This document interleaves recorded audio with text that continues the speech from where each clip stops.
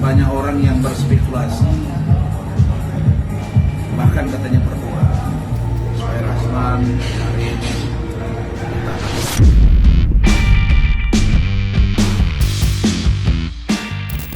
Saya, Dr. Ran dan tim hukum bersama dengan Saudara Fadel Al-Fajar Bajide, Saudara Martin Bajide, Saudara Bintang Bajide, dan Bapak Umar Bajide beserta dengan tim hukum akan menyambangi atau mendatangi Bid Propam Polda Metro Jaya.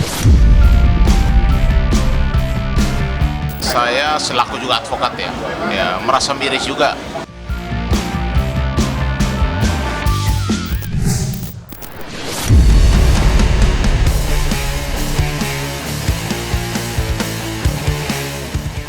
Usai memenuhi panggilan penyidik Barreskrim Polri atas laporan yang dibuat seteru abadinya, Hotman Paris, terkait Undang-Undang ITE dan pencemaran nama baik, Rasman Arif Nasution seolah tak terusik.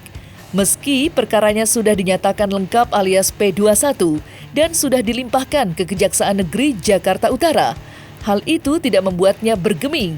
Nyatanya, Rasman masih memperjuangkan keadilan bagi kliennya Fadel Bajide yang diduga tersandung kasus pidana usai dilaporkan artis Nikita Mirzani belum lama ini. Tepat hari ini, Rasman bersama Fadel dan keluarganya serta jajaran tim kuasa hukumnya akan mendatangi Propam Polda Metro Jaya dan dilanjutkan ke Polres Metro Jakarta Selatan untuk meminta klarifikasi atas laporan Nikita yang disebut-sebut sudah naik ke tahap penyidikan.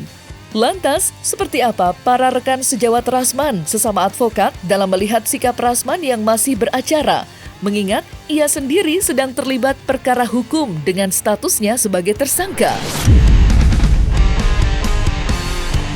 Banyak orang yang berspekulasi, bahkan katanya berdoa supaya Rasman Karim ditahan. Alhamdulillah tidak. Dan insya Allah saya yakin akan bebas. Besok pada hari Rabu tanggal 6 November 2024 saya, Dr. Ran dan tim hukum bersama dengan Saudara Fadel Al-Fajar Bajide, Saudara Martin Bajide, Saudara Bintang Bajide, dan Bapak Umar Bajide beserta dengan tim hukum akan menyambangi atau mendatangi Bid Propam Polda Metro Jaya Jakarta guna memenuhi undangan dari surat kami yang sudah kami sampaikan dan besok untuk klarifikasi dari tim hukum dan juru bicara Fadel. Kemudian besok juga pada pukul 13 WIB saya Dr. Ran dan tim hukum juga akan lanjut ke Polres Metro Jakarta Selatan guna saya dimintai keterangan sebagai saksi pelapor dari laporan saya terhadap saudari NN. Saya selaku juga advokat ya merasa miris juga. Harusnya sesama advokat itu saling menghormati, saling menghargai. Tapi ini juga masalah hukum, sehingga apapun yang terjadi, kalau ada yang merasa dirugikan, dia harus juga melakukan upaya dan langkah hukum, termasuk Bang Hotman yang merasa namanya dicemarkan. Karena itu pada tanggal 10 Mei tahun 2022, Bang Hotman melaporkan Rasman dengan pasal Undang-Undang ITE, pasal 45 ayat 3, junto pasal 27 ayat 3, ya, dengan ancaman hukuman 4 tahun. Kalau menurut saya, Rasman kan juga punya organisasi lainnya. Setelah dicabut oleh organisasi KAI, dia masuk lagi organisasi yang lain. Dan sampai saat ini organisasi yang dia berada itu kan tidak mencabut. Sehingga kalau menurut saya masih sah untuk dia menjalankan profesi advokat. Karena belum ada putusan pengadilan juga.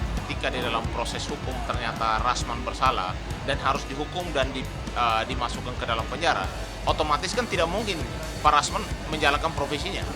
Mungkin kasusnya bisa dialihkan ke teman-teman rekan-rekan yang lain untuk melanjutkan perkara-perkara ini. Ya, Rasman Nasution ini kan dia bekerja nggak sendirian, tentunya kan ada tim pengacaranya juga. Jadi ketika dianya kemudian diputus bersalah atau masuk penjara karena putusan pengadilan, dia kan masih ada anggota yang lain. Si A, si B, si C yang tergabung dalam timnya Rasman. Mungkin namanya saja dipakai untuk pendampingan, tapi Rasmannya tidak muncul. Kenapa? Karena sedang dalam posisi ditahan. Kalau yang dicabut itu berita acara sumpahnya atau BAS, otomatis Rasman tidak bisa masuk dalam pengadilan, apalagi beracara di dalam persidangan. Itu tidak bisa kalau BAS yang dicabut. Tapi kalau cuma kartu advokat yang dicabut, Rasman bisa berpindah kepada organisasi yang lain dan dia juga bisa mendapatkan kartu advokat lain. Demikian. Terkait Rasman masih menangani kliennya, ini tergantung daripada organisasi advokatnya. Kalau diizinkan oleh organisasi advokatnya, tentunya dia bisa melakukan itu. Dan kemudian Rasman kan memang tidak dilakukan penahanan penjara, tapi atau tahan badan, tapi ini kan hanya tahanan kota. Mungkin itu yang membuat dia bisa menangani beberapa klien yang datang ke dia, kemudian ya dia melaksanakan itu.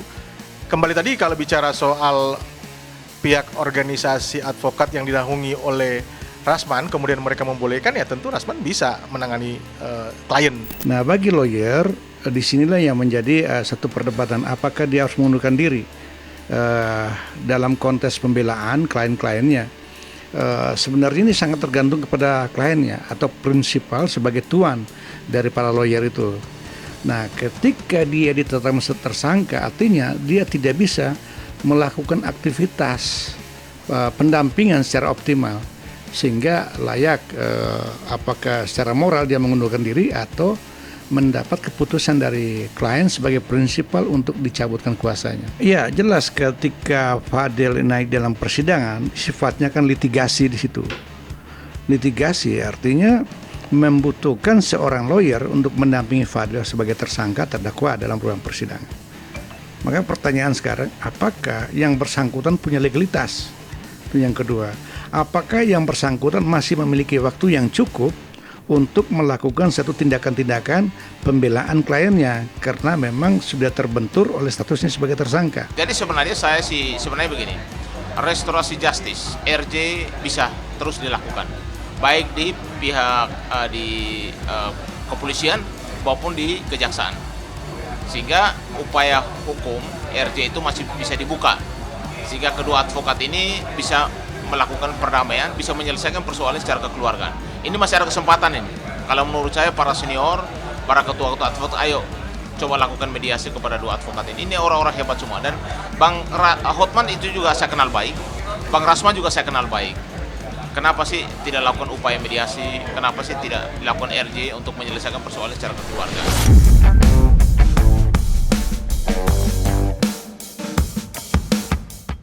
Dalam pemeriksaan kesehatan dan sidik jari di Mabes Polri kemarin, Rasman sempat dipertemukan dengan Iklima Kim yang juga sedang menjalani pemeriksaan dalam perkara yang sama. Dalam pertemuannya dengan Iklima Kim yang tidak lain mantan kliennya, Rasman dan istrinya sempat mencecar Iklima atas sikapnya yang seolah-olah lepas tanggung jawab. Padahal saat itu Rasman bertindak untuk menjalankan tugasnya sebagai kuasa hukum, sebagaimana diatur dalam Undang-Undang Advokat. Rasman menegaskan kalau sikapnya terhadap Hotman tidak lepas dari kuasanya yang ditandatangani Iklima Kim saat itu sebagai kliennya. Lantas, akankah Iklima Kim akan dijadikan alasan Rasman dalam memperjuangkan status hukumnya untuk bebas dari ancaman pidana, sebagaimana dituduhkan Hotman dalam laporannya? Tadi sudah selesai tahap pemeriksaan berkas, finally, kemudian sidik jari, kemudian cek kesehatan. Dan alhamdulillah semuanya berjalan dengan baik. Tolong kalian hadir biar saya pertontonkan bagaimana chattingan si Hotman kepada saudara Iklima Kim, yang ini menurut Iklima Kim ke saya dari Hotman.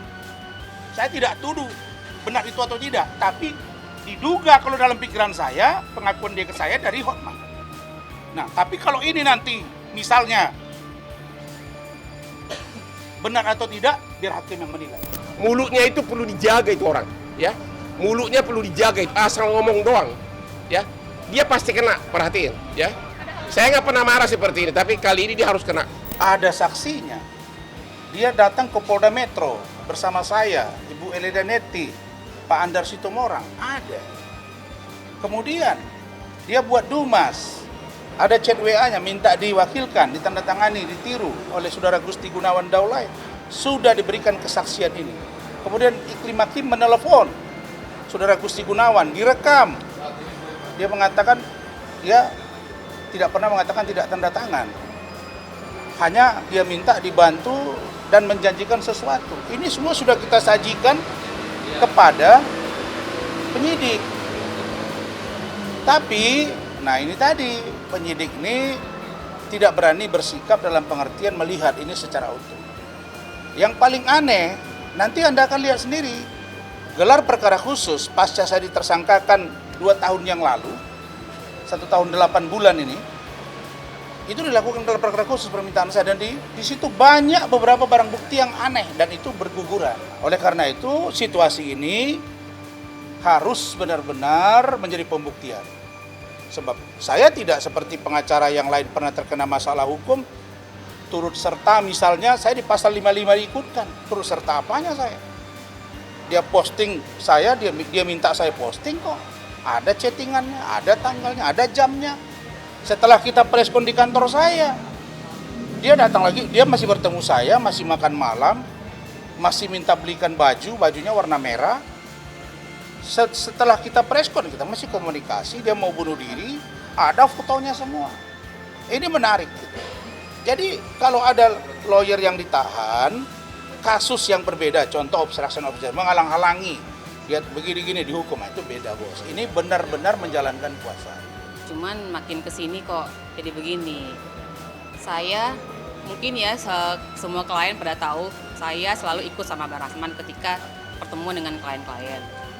Nah, ketika bertemu dengan si Putri ini, saya selalu ikut. Bahkan dia bilang, "Bang, ada lagi bang yang dilecehkan bang di belakang saya. Cuman mereka takut speak up." Dia ngomong begitu.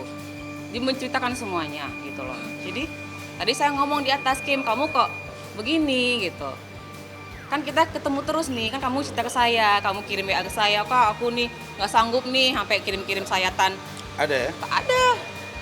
Tangannya apa segala macam. Saya kuatkan gitu kan. Sabar Kim kok. Kita masih ingat kan waktu si Denis kan. Nah mungkin dari situ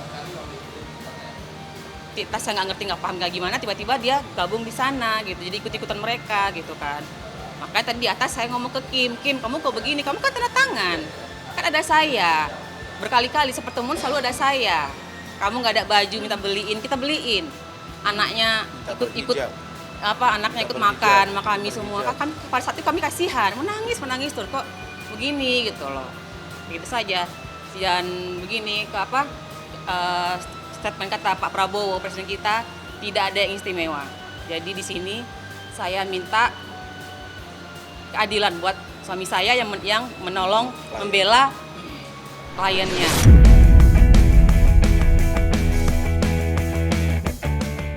Diperiksanya Rasman di Mabes Polri dan dinyatakan lengkap berkas perkaranya dan segera akan menjalani persidangan.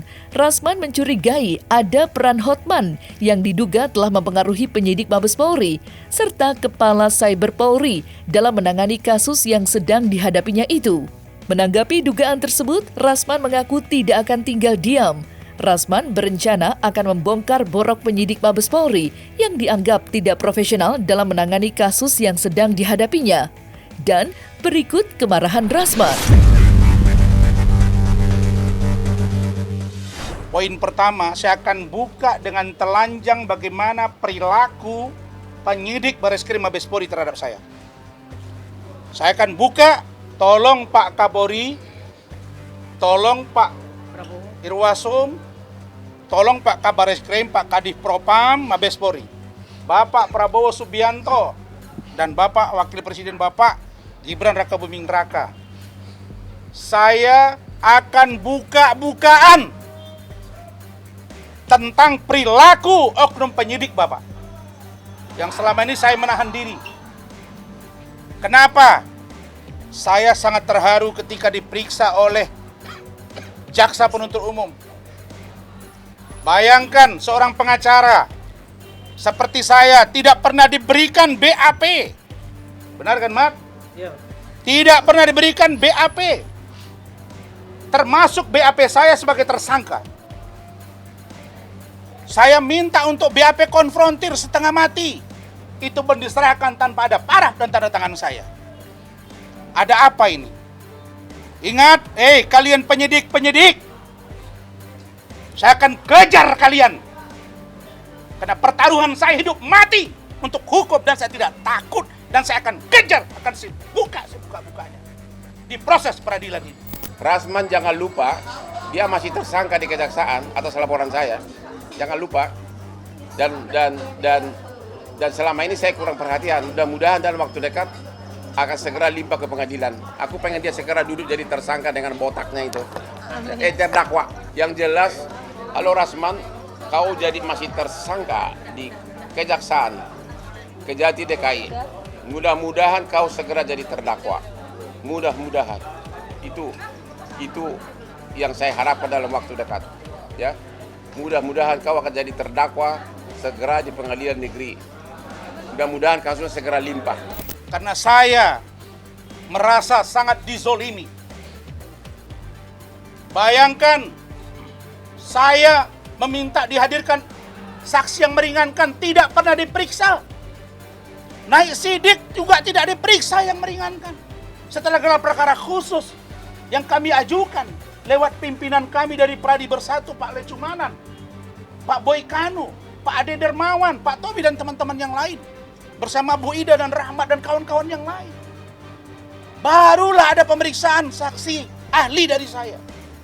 Baru diperiksai semuanya. Ternyata barang buktinya banyak yang diduga tidak sesuai. Jadi di dalam pikiran saya, yang membuat masalah ini adalah ada dugaan 2 orang.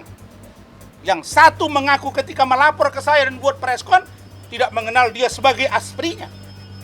Mengatakan cemburu, anak mangga besar, punya anak janda 1 ditinggalkan di rumah tetangga. Tapi belakangan mengaku mereka pacaran. Yang satu lagi mengaku kepada saya bahwa dia mengatakan dia dilecehkan. Lalu kemudian belakangan bilang tidak ada pelecehan, tidak ada tanda tangan. Padahal ada saksi yang menyatakan itu. Ada Kementerian PPA yang sudah diperiksa. Pak, saya tidak mau berpolemik di kepolisian. Saya tidak mau ribut di kepolisian. Karena di dalam polisi pun banyak orang baik. Laporan terhadap saya, dugaan ijazah palsu selesai. Laporan dan dugaan pidana pencemaran nama baik, maaf. Dalam urusan penipuan penggelapan sudah selesai.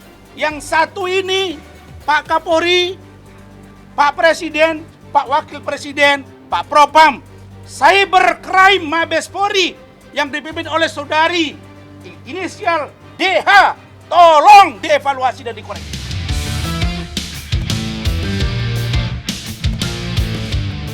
Nah, selesai sudah Cumi Lovers, saksikan terus Cumi Camp In Depth, kabar lengkap, mendalam, dan akurat dari narasumber terpercaya.